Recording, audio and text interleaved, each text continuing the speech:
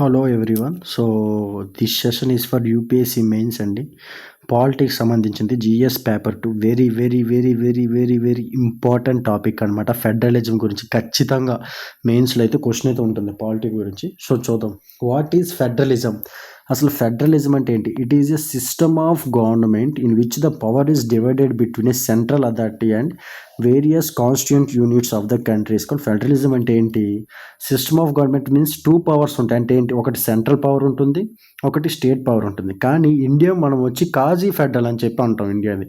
ఎందుకు quasi federal అంటే, suppose USA తీసుకోండి, సెంట్రల్కి వేరే పవర్ ఉంటుంది, స్టేట్కి ఇండివిజువల్ పవర్ అనేది ఉంటుంది. కానీ ఇండియాలో అలాగ కాదు, ఓకేనా? స్టేట్ గవర్నమెంట్ ఉన్నప్పటికీ final authority is there with central government. అందుకే we called as union of అంటాం, యూనియన్ గవర్నమెంట్ అని చెప్పి అంటాం అనమాట. అంటే ఏంటి?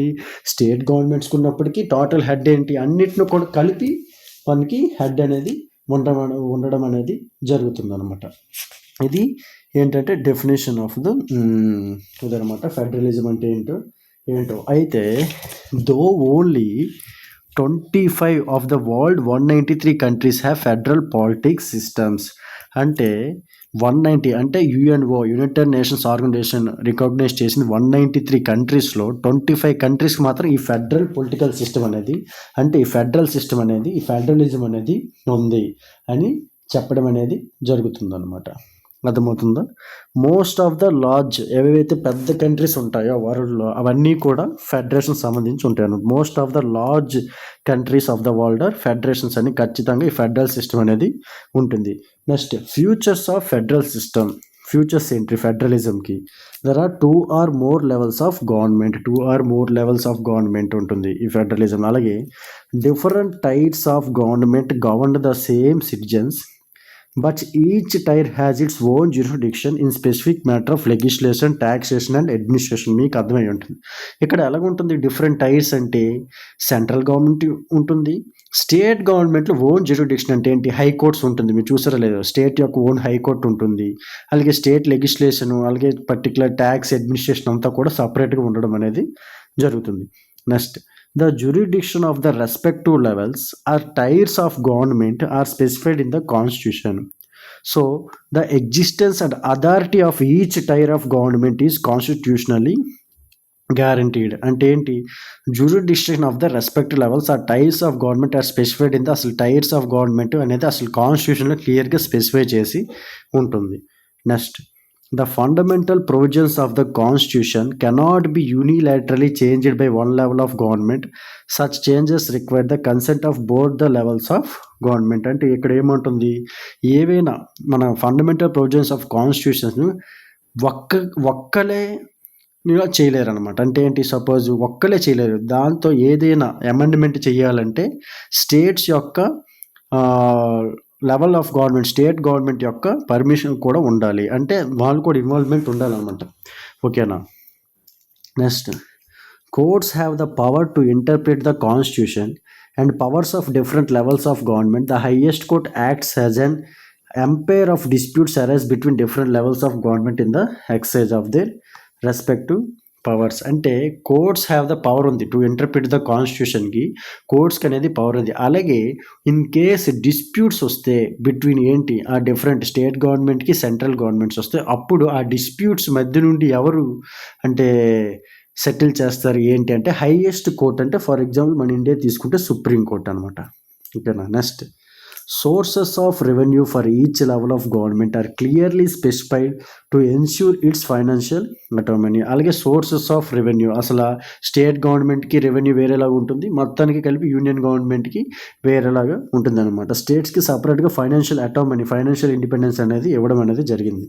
అలాగే federal system that has dual objectives to safe gourd and promote unity of the country while at the same time accommodate regional diversity. అయితే ఫెడరల్ సిస్టంలో మనకి ఎలాగ ఉంటుంది? డ్యూయల్ ఆబ్జెక్టివ్స్ ఉండడం జరుగుతుంది. ఏంటి? Promote unity of the country అనమాట. అంటే ఏంటి? కంట్రీ యొక్క యూనిటీని ప్రమోట్ చేయడం జరుగుతుంది. అలాగే అదే టైంలో రీజనల్ డైవర్సిటీ అనేది కూడా వేయడం జరుగుతుంది. Next, there are 2 kind of roots అనమాట. ఏంటి? There are two kind of roots. The first root involves independent states coming together on their own to form a bigger unit. అంటే ఏంటి, ఇండిపెండెంట్ స్టేట్స్ ఒక దగ్గరికి వచ్చి ఒక బిగ్గర్ యూనిట్గా form చేస్తుంది. ఇక్కడ దాన్ని ఏంటంటుంటే ఈక్వల్ పవర్ అండ్ స్ట్రాంగ్, ఈ పవర్స్ అనేవి ఈక్వల్గా ఉంటుంది. Coming together federations, example USA, Switzerland and Australia. అంటే ఇక్కడ సింపుల్గా ఏంటి, స్టేట్ గవర్నమెంట్ యొక్క ఇండిపెండెంట్ అనేది పవర్ అనేది ఉంటుంది, అలాగే సెంట్రల్ గవర్నమెంట్ పవర్ వేరేలాగా ఉంటుంది, కానీ రెండింటికి పవరు ఈక్వల్గా ఉంటుంది.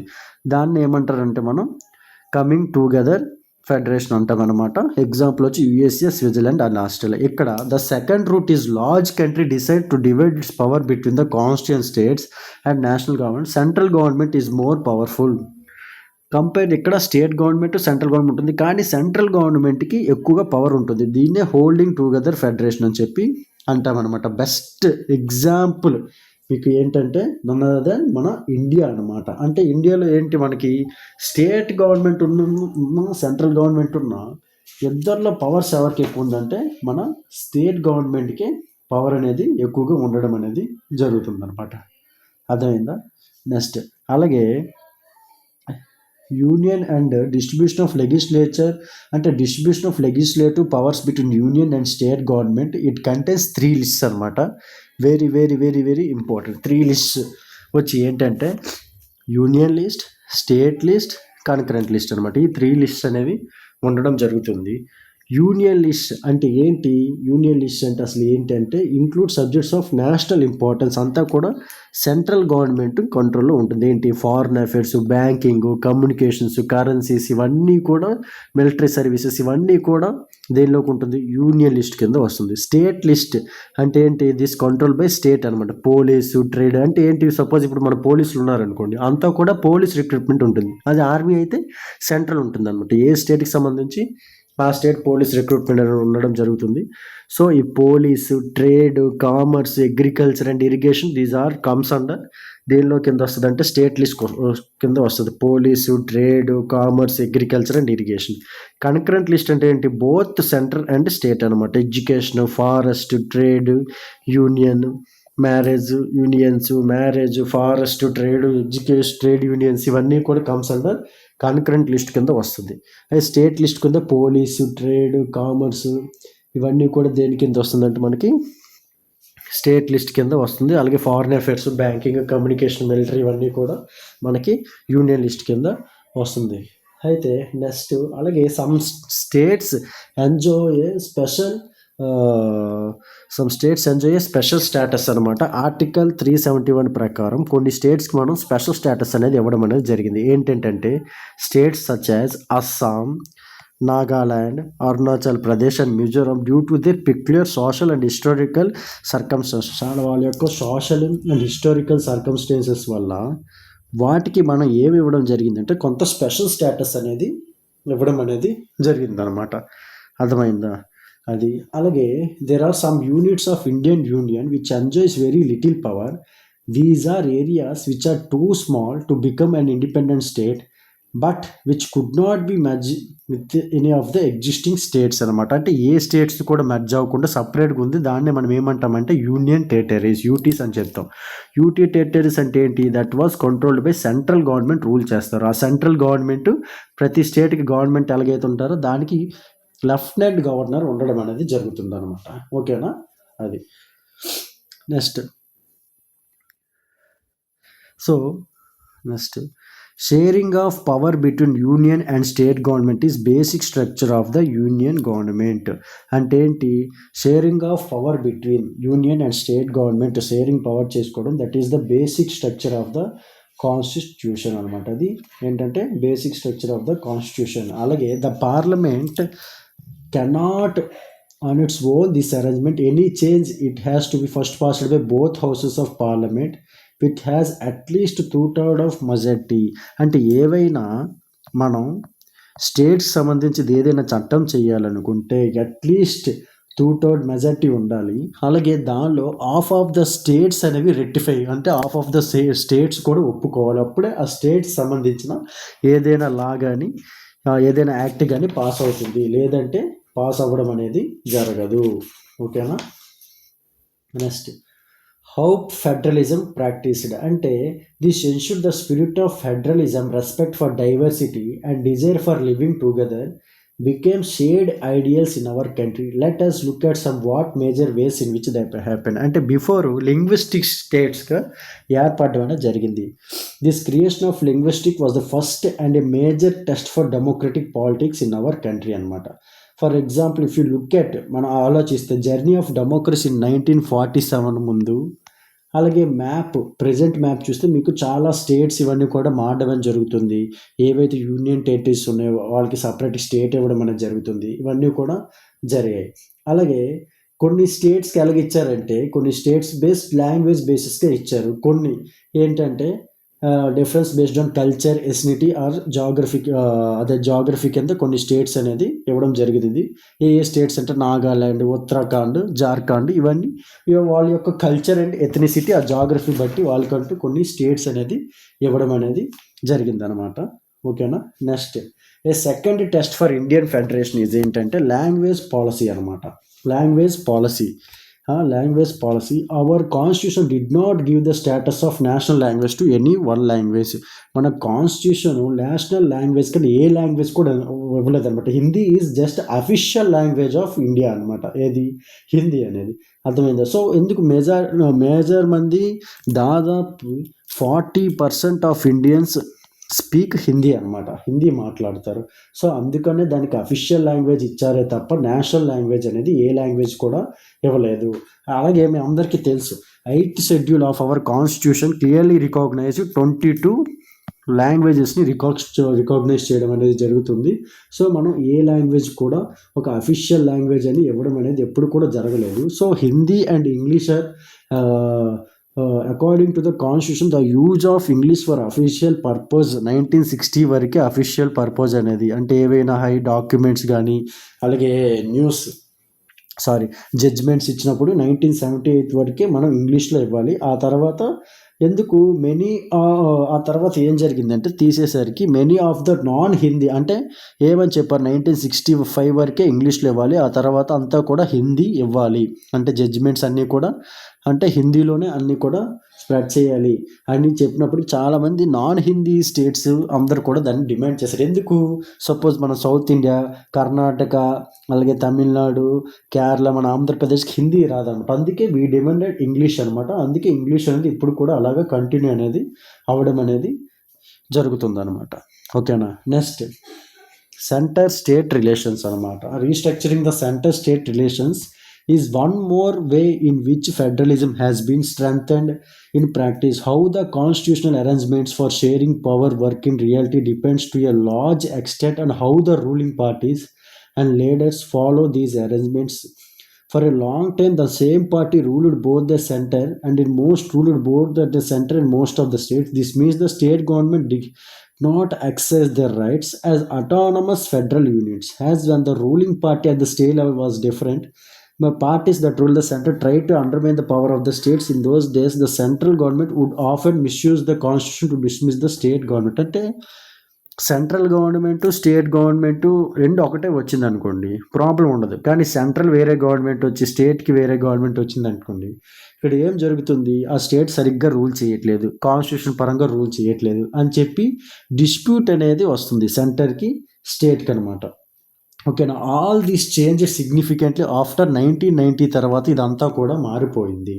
ఎందుకు? This period saw the rise of regional political parties అనేది ఎక్కువగా పెరగడం స్టార్ట్ అయ్యేవి. In many states of the country this was also beginning of coalition governments అనేవి బిగిన్ అవ్వడం జరిగింది. కోalition అంటే ఏంటి? సపోజ్ మన ఆంధ్రప్రదేశ్ ఉంది, అక్కడ present we formed coalition government అంటే ఏంటి? జనసేన, బీజేపీ, టీడీపీ వీళ్ళంతా కూడా కలిసి పోటీ చేయడం జరిగింది. దట్ టైప్ ఆఫ్ గవర్నమెంట్ తీసుకొని కోalition గవర్నమెంట్ అని చెప్పడం అనేది జరిగింది అనమాట. అంటే ఇప్పుడు లోక్సభలో కూడా సెంట్రల్లో కూడా మెజార్టీ రాకపోతే ఈ కోalition యూజ్ చేసి గవర్నమెంట్ని ఫామ్ చేయడం అనేది జరుగుతుంది అనమాట. ఓకేనా. Next decentralisation India. అయితే ఈ ఫెడరలిజంలో మళ్ళీ ఎక్కువగా ఇండియాలో డీసెంట్రలైజేషన్ ఉండాలి అనేది ఎక్కువగా కోరుకుంది ఎవరంటే మన మహాత్మా గాంధీ గారు.